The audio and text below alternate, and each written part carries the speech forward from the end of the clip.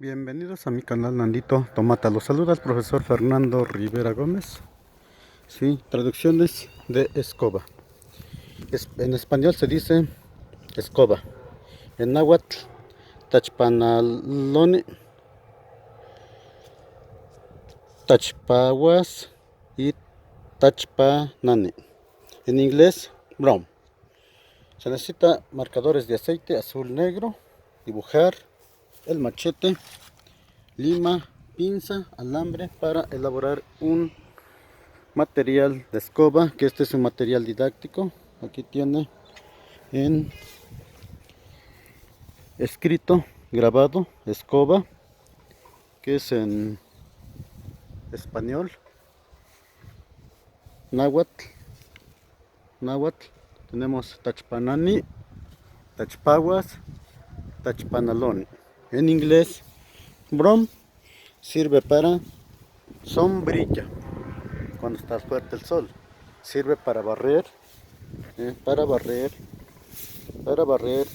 para medicina cuando está seco, lo queman, lo cruzan en forma de cruz, y también la puntita sirve de medicina para dolor de estómago.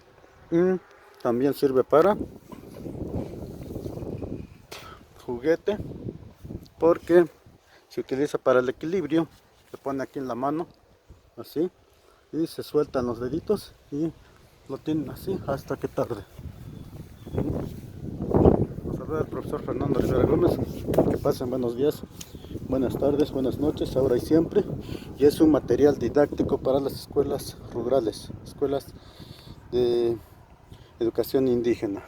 Muchas gracias, los saluda el profesor Fernando Rivera Gómez. Bienvenidos a mi canal Nandito Tomata. Traducción en escoba, bien clarito, bien rápido.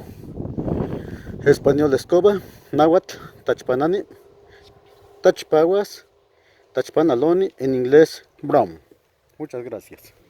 Lo elaboré yo mismo, todo esto se amarra con alambre, una horqueta para que no se chispe, bien amarrado, y es material didáctico. Lo saluda el profesor Fernando Rivera Gómez desde un lugar que pertenece al estado de Puebla, México, América. Muchas gracias. Adiós. Gracias por ver mi video educativo 5 de octubre del año 2023.